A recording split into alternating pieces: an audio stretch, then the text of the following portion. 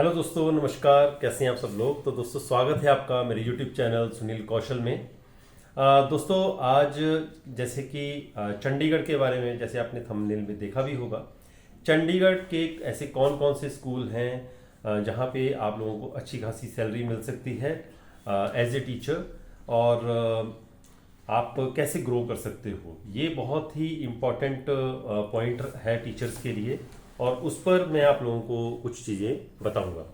अगर आपको वीडियो अच्छा लगे प्लीज़ लाइक ज़रूर कीजिएगा और चैनल को सब्सक्राइब करना ना भूलें, ताकि आपको हर बात की एक नोटिफिकेशन आती रहे, आप लोगों को जानकारी मिलती रहे।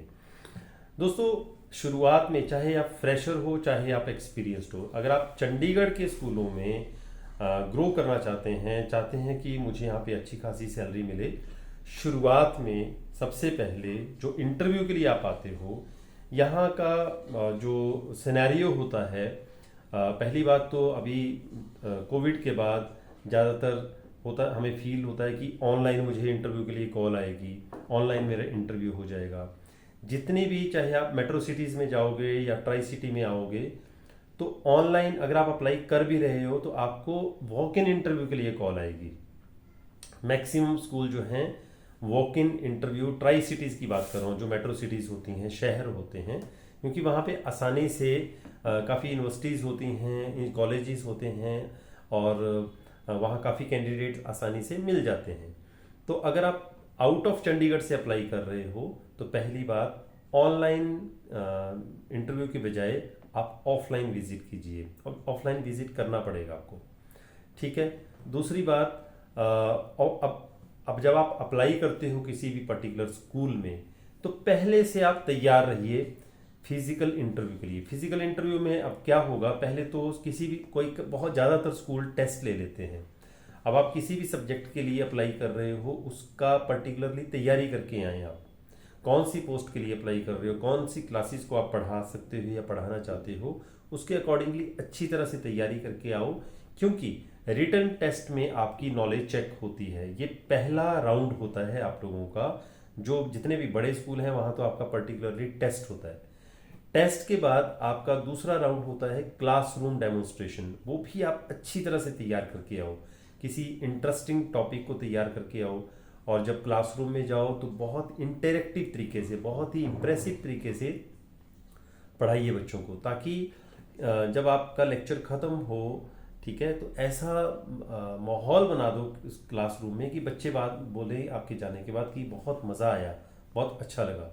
क्योंकि डेमोन्स्ट्रेशन के बाद जो फीडबैक है वो बच्चों से भी ली जाती है कि आपको टीचर का पढ़ाना कैसा लगा।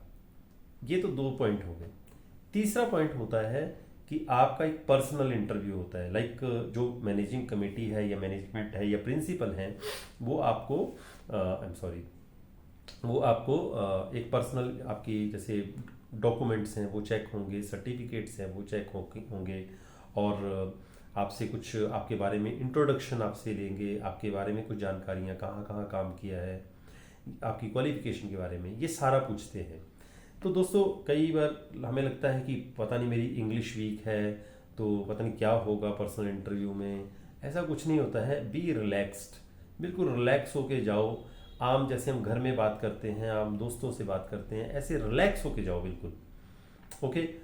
अगर मान लीजिए इंग्लिश में बात कर रहे हैं, आपकी इंग्लिश कम्युनिकेशन उतनी स्ट्रांग भी नहीं है, कोशिश करो बोलने की, और अदरवाइज हिंदी में जवाब दो, बड़े सलीके से जवाब दो, अपनी हर बात बताओ।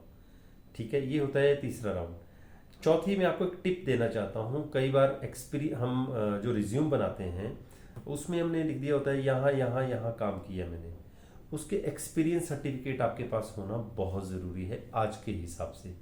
ठीक है। तो वो डॉक्यूमेंट सारे के सारे आपके पास होने चाहिए। अदरवाइज पहले ही आप रिज्यूम में जरूर लिख दें कि ये मेरे पास डॉक्यूमेंट नहीं है, इसके डॉक्यूमेंट हैं, ये जरूर लिखना चाहिए, नहीं तो उस टाइम थोड़ा प्रॉब्लम हो जाता है। तो ये सारी चीज़ें हैं। इस तरीके से आप पूरी एक अच्छे स्कूल में अगर आप अप्लाई कर रहे हो तो पहला राउंड हो गया आपका टेस्ट, दूसरा राउंड हो गया आपका डेमोन्स्ट्रेशन, तीसरा राउंड हो गया आपका जो वो इंटरव्यू पर्सनली लेते हैं, और चौथा राउंड अगर आप तीनों पड़ाव पार कर जाते हैं फिर तो सैलरी डिसाइड होती है। अब आती है ग्रोथ की बात। अब एक स्कूल में जब आप एंटर हो जाते हो तो आप 3 से 6 महीने तक, कई बार 1 साल तक के लिए प्रोबेशन पीरियड पे आपको रखा जाता है उस स्कूल में। भले ही वहाँ पे पुराने टीचर की सैलरी 50,000 60,000 है, लेकिन आपको एक एवरेज सैलरी में रखा जाता है 20,000 25,000 30,000, कुछ ऐसे एवरेज से रखा जाता है। कई स्कूल तो उससे भी कम सैलरी में शुरुआत करते हैं। 1 साल आपका काम देखा जाता है।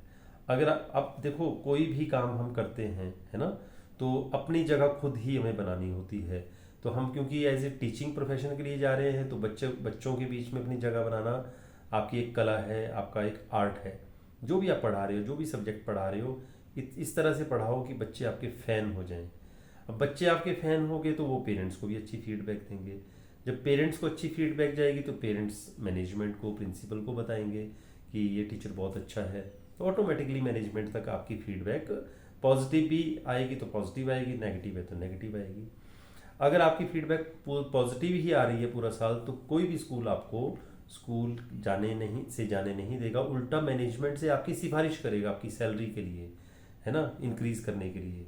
तो वहाँ पे फिर एक जितने भी, चंडीगढ़ की बात कर रहा हूँ, जितने भी बड़े स्कूल हैं वहाँ तो आपका सीधे ही 3,000 से 5,000 से 7,000 तक जंप लग जाता है। जो थोड़े एवरेज स्कूल हैं वहाँ भी 2,000 तक आराम से, 2 से 3,000 आराम से।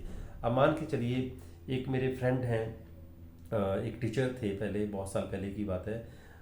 उस टाइम मैं बहुत दूर चंडीगढ़ से बाहर काम करता था, मेरी सैलरी 18,000 थी। उन्होंने स्टार्ट किया था 14,000 पे।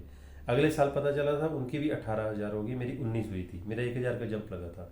देन ही टोल्ड मी कि मेरे को अपना 5,000 का जंप मिला है, मेरा काफ़ी अच्छा रिजल्ट आया है, बहुत खुश हैं बच्चे भी और मैनेजमेंट भी। तो मुझे 13 से 18,000 कर दिया गया है। कुछ ऐसे था, 13-14,000 पे 18 हो गया था। तो उस टाइम जब तीसरे साल की बात है, तब उनकी सैलरी 25-27,000 के करीब थी, मेरी 22,000 थी। तो जब मैं 5 साल के बाद, 4-5 साल के बाद चंडीगढ़ एंटर हुआ था, तब तक उनकी सैलरी 30,000 क्रॉस कर गई थी, और आज की डेट में उनकी सैलरी 50,000 से भी ऊपर है। तो दोस्तों, हर साल आप ये मान के चलिए कि अगर 3,000 का भी जंप लगता है किसी स्कूल में, तो अगर आपने 5 साल भी लगा दिए और 20 पे भी स्टार्ट किया है, तो 35-40,000 तो आपकी वैसे ही उस स्कूल में सैलरी होगी, है ना। और अगर जहाँ 5 साल लगा लिए वहाँ लगातार आप काम करना चाहोगे, या यूँ कहें कि अगर आप दूसरे स्कूल में भी जा रहे हो तो आपका बैकग्राउंड चेक किया जाता है कि आपने इतने साल एक स्कूल में लगा दिए, तो एक पॉजिटिव पॉइंट होता है।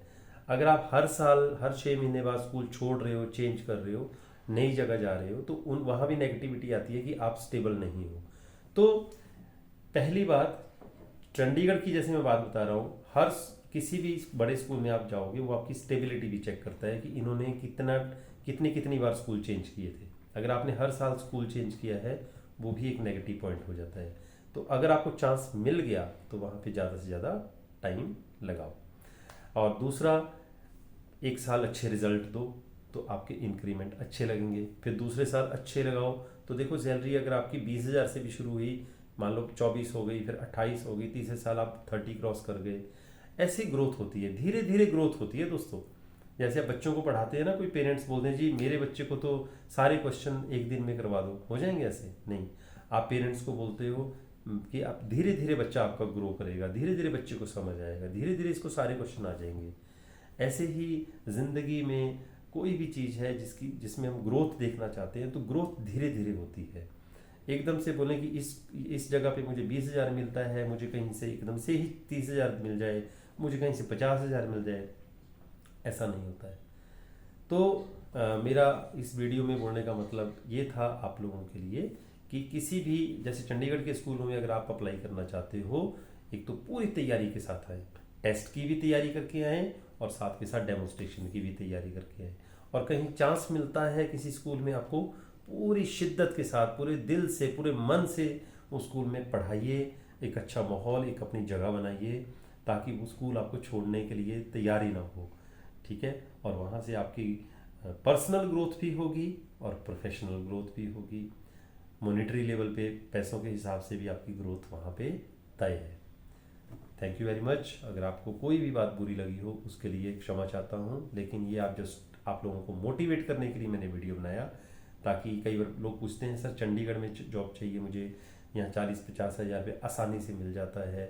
तो मैं कई बार उनको बोलता हूँ कि अब मिल तो जाता है, लेकिन सबसे पहले तो भाई इंटरव्यू दीजिए, जाइए इंटरव्यू दीजिए, वहाँ उनका क्या पॉलिसी है, क्या तरीका है, कैसे वो सिलेक्ट करते हैं, उसको पहले फॉलो कीजिए, मिल जाएगी। लेकिन कहने से एकदम से 40-50 हज़ार रुपये वाली या 60 हज़ार वाली जॉब कहने से नहीं मिलेगी।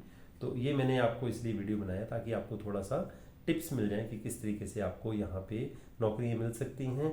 इसी तरह से दिल्ली हो चाहे बॉम्बे हो, कहीं पे भी जाना है, ये यही तरीका होता है जिसकी आपको, जो मैंने आपको बताई हैं बातें, सारी की सारी टिप्स, इसको ध्यान में रखें। नमस्कार, थैंक यू वेरी मच।